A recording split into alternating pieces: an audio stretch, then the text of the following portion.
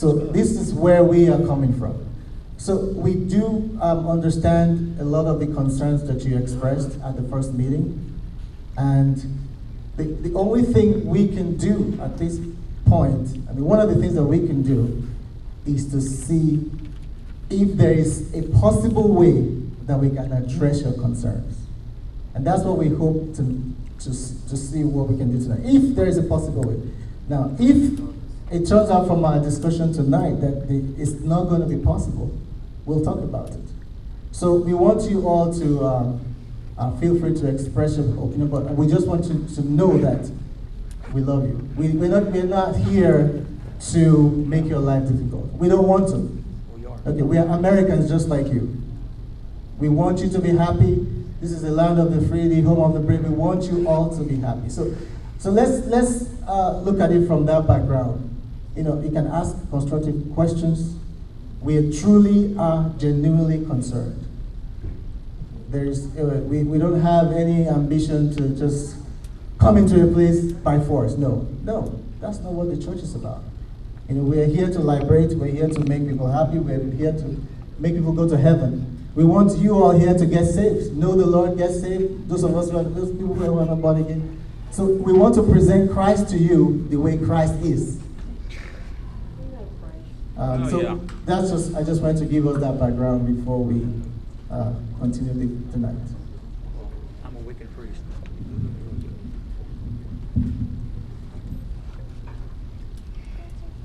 Thank you, Dr. Audi. Oh, there's some lights. Good, thank you.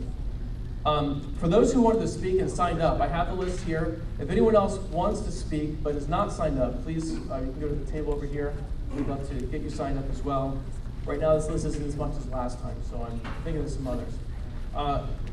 I do want to start with some elected officials. Representing County Executive Steve Shue is Michelle Corcadell. Do you want to say anything, Michelle? Yeah, I did. There's the button. Okay. I'm glad to see that there's a lot of. Okay, there we go. Well, first, I'm glad to see a lot of people turned out. I think information is power for people and community.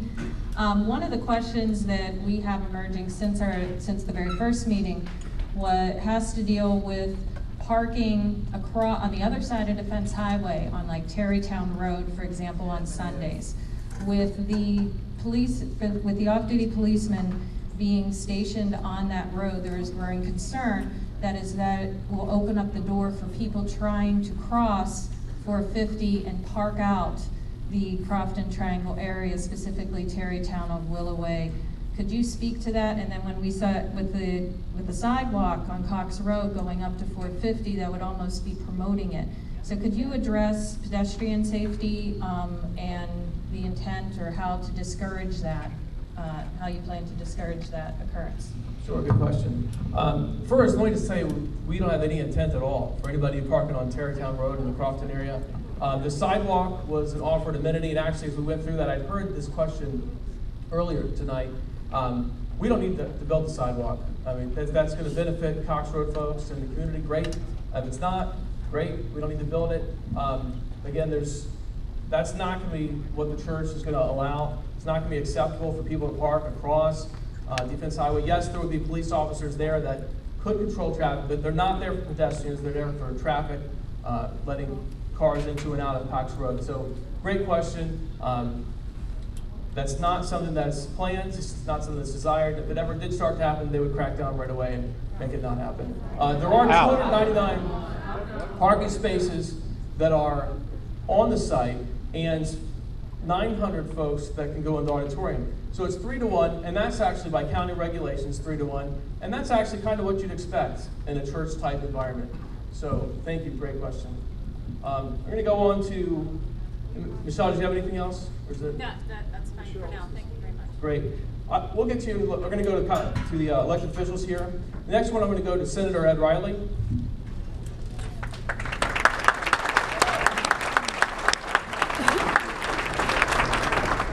Good evening, Neil. Good evening, sir. I've been getting a lot of emails from folks asking kind of all these different questions, and I don't want to take away their opportunity to express their question. But one that came up was unusual is we addressed it in our first meeting, but I want to make sure the audience understands who's going to pay for the police officers. The church. Where are they going to be from? Are they going to be Anne Arundel County officers or from other jurisdictions? They would be Anne Arundel County officers that are off-duty police officers. The only exception would be is if for some reason they can't make it, but I haven't seen that too much of a problem with other churches that use them. We'll talk about that later. Then the next question is, how do we know that this non-required in writing offer will be fully implemented when there is no legal mechanism to require that in the development process? Great. The only way that we could do that, and we offered last time, was to put it on the site plan, which is an official document that they would have to follow. If they volunteer to have this on their site plan and it's written down, that would be a condition that the church would need to follow. But not enforceable. Well, we'll talk about that as we go along. Just to remind everyone, nothing's been submitted to the county yet. So there's nothing for us to challenge or to criticize or to evaluate. But I just wanted to let you know that after our last meeting, I went back to my little computer and I pulled up the Department of Taxation and Assessment, which is a public record. You put in the address and you'll find that in June of 2014, the property was sold to the church over a year ago. No public meeting required for the purchase or sale of a property. $1.15 million. Reverend, I'm from New Jersey. In New Jersey, we say you got hosed. You're the outright owners of the property. You paid a fair, very rich price for it. We have a code that says they're eligible to build. We had a church in southern Anne Arundel County that wanted to build a school in an inappropriate place. Anybody remember Riverdale Baptist and the school? So I took it upon myself to put a change in the county code, development code. So everybody's looking across the hall at Jerry Walker, and I have to tell you, he'll be under pressure to find a legal way to stop the development by changing the law. And when that passed unanimously by 7 members of the county council who were trying to support the citizens in that neighborhood, the church took us to federal court for the Religious Freedom and Restoration Act. Google it. Basically says government cannot interfere with a church if it's operating within the established law, and you can't change the law in the middle of the project. Now, that being said, we, the taxpayers, have paid Riverdale Baptist Church $3 million punitive fine. They did build the church. They went back to Creechie County with our money. I'm sure there'll be a lot of creative suggestions. Just remember, we have to operate within the law. We have to look at this project and expect them to build it to the most appropriate level of code, environmental, water, fire suppression, public safety, and all the rest of it. And that's our obligation as your representatives to make sure that they don't get allowed to be cut any corners. Everything has to be done by the letter to the most appropriate defense of your life, your safety. And Reverend, I hope you did what one of our good neighbors suggested, is to look at the pole, utility pole, sitting right here. Did you see that one, Neil? The original pole is broken in two from a car accident, and it's lashed with another pole to hold everything up. That is currently, without the church, a very, very dangerous intersection. There have been 2 accidents in the past Just week. so you know, we will do our best to protect you. And I'm looking at some folks who live right across the street. And I will be continuing to feed you questions and concerns as these folks give them to me. Thank you very much.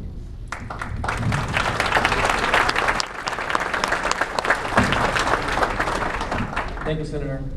Next on the list is Delegate Sid Saab.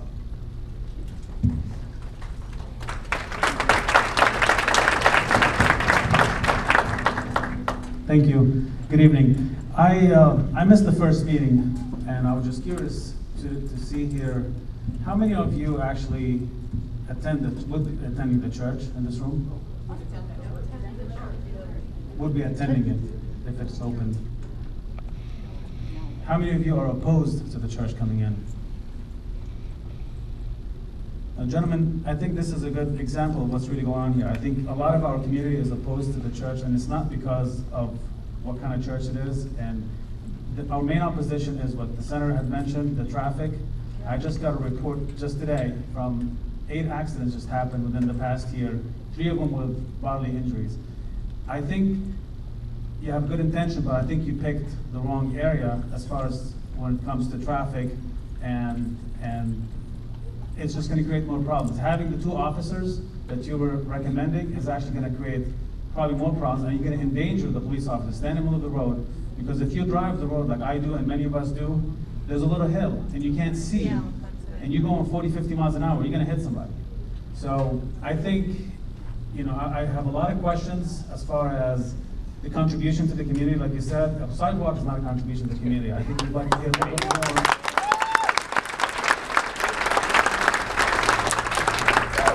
A little bit more, and also, if you can just let us know, because I may have missed it, 64,000 square feet.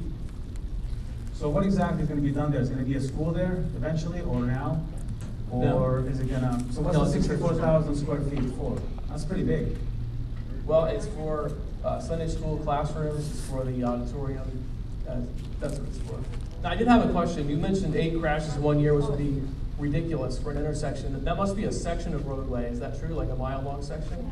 No, this is actually, the border line is actually on Old Willow Way and on Cox Road and on Twain Highway. So it's all within walking distance of what had happened. So it's and within those of that us who have quarter been mile reported. section. There are some that hasn't been reported. Not every fender bender or accident actually gets reported. Right there. There have been 2 accidents in the past week. Yeah, absolutely. The other question is, hit me. Right there, I live on Cockpit. so I think and the other question, and with all due respect to the number you were given as far as grading A, B, C, how do you come up with that, and who's verifying that those are actually legitimate information that's been given? Yeah. So to get the level of service, we use the critical lane analysis methodology, and the State Highway Administration goes through traffic reports with a fine-tooth comb, and they have gone through this traffic study, and they agree that those are the levels of service. The way that it's determined is you go out and you have someone count the intersection, who's turning left, who's turning right, who's going through, and so those counts were done, and those counts matched other similar counts in the area. So the State Highway is very comfortable with that data, and those are the facts. When was that done? February, March timeframe, we're within traffic counts. Wow. I have dates. Will you share those dates? Now, when you do a traffic count, it needs to be on a Tuesday. Now, we're talking the PM peak period has to be on a Tuesday, Wednesday, or Thursday. It can't be Monday or Friday because that's data that could be lower or higher. So you look at what's a typical weekday PM peak period. And of course, on Sunday morning, it needs to be on a Sunday morning. And so that's when those counts were done. I can give the actual dates. We have those. That's in the traffic report that the State Highway looked at. So I just want to go back a little bit on the 64,000 square feet. So it's a school or No, Sunday school? not a school, not a daycare. But why do you need that size? If you only have 300 seats, why do you need 64,000 square feet? 900 seats. It's 900 cars, 300 cars, 300 cars, 9. And I'm sure usually it's about a little bit more than that, but I'll take the 900. But the 64,000 square feet, to me, it appears it's huge. And I'm just curious if this is later is going to end up, after it gets built, that maybe gets switched to a school? Or are they willing to? Well, I think that's a great point. Because what happens right now with the church facility, that's allowed underneath the zoning. But if you switch to a school, then they have to get a zoning exemption changed. Because that's not allowed unless you have a zoning exemption. So at that point, they would have to get approval from the county commissioners. And based on this crowd tonight, based on what I'm hearing, I'm not sure that would happen. So I don't think you have to worry about a school in that facility.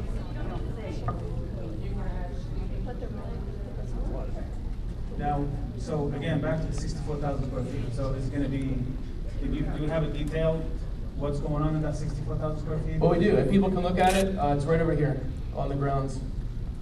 We can put that up. Like floor plan So, on the inside? Floor plan's right there, yes. I've counted 50. It was one of the slideshows we looked at. Of course, you can't look at it, but we do encourage you at the end of the meeting to look at the details on this sheet here. And it's 50 rooms. Someone just mentioned there's about 50 rooms, so it's going to be 50 different classes. I'm not sure how many 50 rooms. rooms. Someone mentioned 50 rooms. There are about 14 I'm not sure how many classrooms, rooms. 17 offices. It sounds high to me, but I don't A know. fellowship Right. hall, Well, a community. I'd like to come back conference later and center. maybe ask some more questions. I just don't want to take everybody else's time. I really would like to, the community, they complained last time that they didn't get the chance. The community,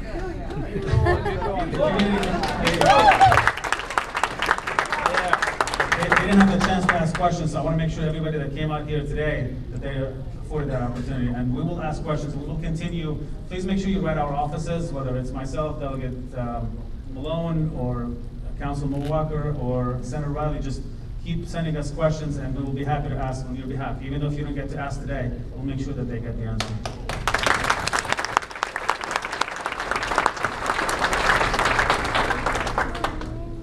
Thank you, Delegate Saab. Next person I'd like to turn the microphone over to is Delegate Mike McKay. Sorry. Mike Malone. I'm thinking Western Maryland. Sorry. Good evening, everyone. Good evening, everyone. I've been driving 450 since 1983 when I turned 16.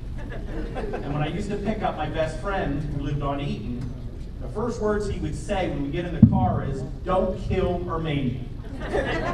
Well, he now lives in Asheville, and I saw him over the summer, and he's still alive and well. However, the problem here is 450 has been dangerous probably since its existence. And I appreciate the church and the minister tonight saying that they will listen to us and will hear us if problems cannot be overcome. And I call upon you to be serious about that. And I also will call upon the State Highway Administration to be serious about that.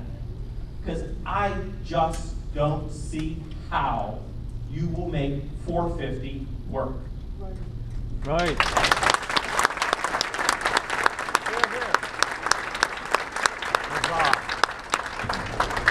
At the last meeting, I asked Neil, where do most of the church members come from?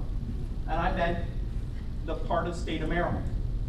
Will they turn left after a church service or turn right? And my memory is the response was 75% of the church members would need to turn left to return home. Well, since I've been, 1983 when I've been driving, the last time I checked, turning left is much more difficult at any intersection than turning right. It takes longer, more mistakes are made. I'm sure if you did the studies, you would see more accidents occur in intersections where there's a left-hand turn. There's 300 cars. 75% of 300 cars is 225 cars, according to plan, looking to turn left. I'm thinking 30 seconds per car is like over an hour. My other concern that I would like for you to address is the peak times. My children start up school here in a week. Crofton Woods. I love Crofton Woods. Anyway, we're going to have a back to school night, I think the first week of September. All good people, certainly going to Crofton Woods, and all the Crofton and Gambrels schools. By the way, I grew up in Gambrels. I heard that last time too. I grew up off of Mount Tabor Road, still live off of Mount Tabor Road. Back to school night, there's a few more cars than just in the parking lot. There always is. No one's being evil. Just like at a church function that's well attended, that's popular, and good things are being learned, often more people show up than what a standard parking lot has. So I'm very much concerned regarding Michelle's question about people crossing over the road.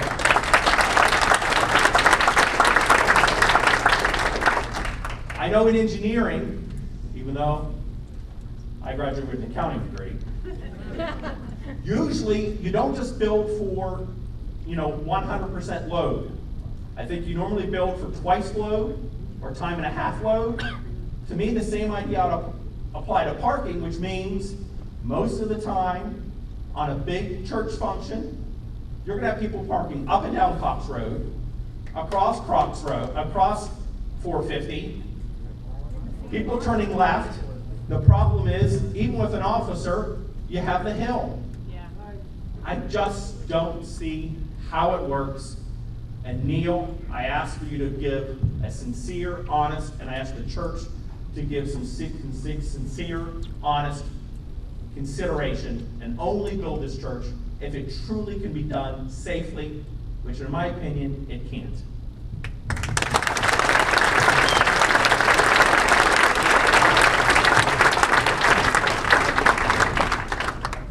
Thank you, Delegate Malone. Appreciate the comments. We're going to turn it over to County Councilman. My understanding is that there are two County Councilmen here tonight. One is County Councilman Bruce. All right, he was here apparently. No, I'm here. Oh, he's here. Okay, good. Good evening, everyone. First of all, welcome to District 4. You're not in Crofton, but welcome to my district. Certainly, thank you. I'm here tonight because my two children actually went to the Crofton Child Care Center on 450. And I'm a recovering Crofton resident. I actually live up here in Watt Chapel, but certainly I just want to be here to hear your concerns. It's not in my district, but certainly the fact that we have constituents that reach out and have issues about the traffic and other things, I want to be here to listen to that. So whatever decisions come forward, we certainly want to be a part of that. Also, I know there's some representatives from the Crofton Chamber, Greater Crofton Council that represent the greater area. But again, I encourage you to speak. I'm going to say one thing, and say this to the delegation members. I'd really like to see the state highway at the table. I'm a little concerned that they're not here, sharing their opinion, and certainly as the process goes on, I think they need to be a part of it. But again, I want to hear from your concerns. Thank you all for coming out, and I appreciate it.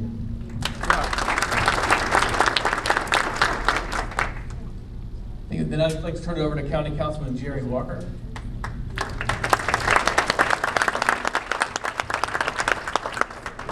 Thank you, Neil.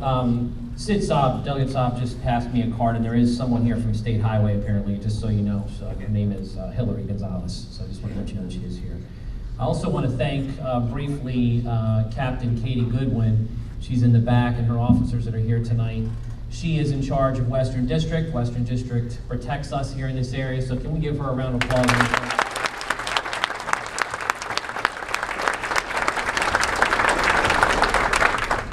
I haven't received a single email or phone call that is in support of the project. Just so you know. Yeah. Many of the questions that I had have already been covered by Delegate Saab, Delegate Malone, Senator Riley, but I did want to express a point of concern that I think was something that was brought up consistently in the emails, especially over the last day or two. We do appreciate you having this second meeting. We acknowledge that it's not required by law.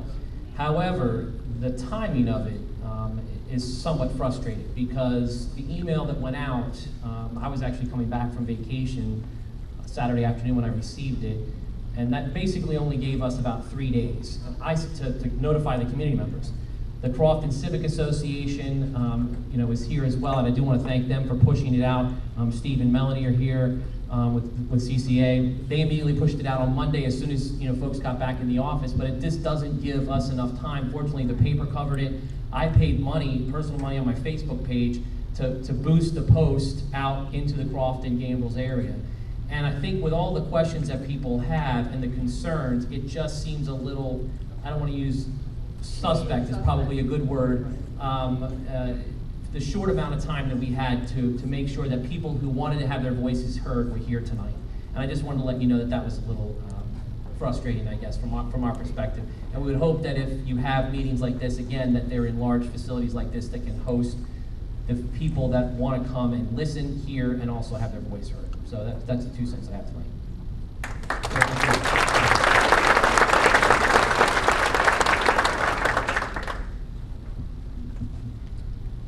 And then we do have someone from the Crofton Civic Association.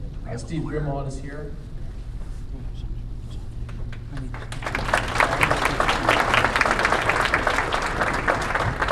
Thanks very much. I am Steve Grimond of the Crofton Civic Association. Andy, anytime you want to come back, lights down there. I'm not going to go over all the different questions that came up in my mind as they made the presentation. People who've spoken before have addressed them to a large extent. But I'll tell you that the 2 things that struck me were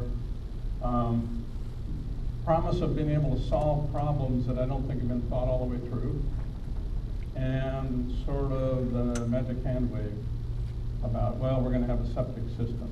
The lower right-hand edge of that is a stream that flows directly into the Patuxent River.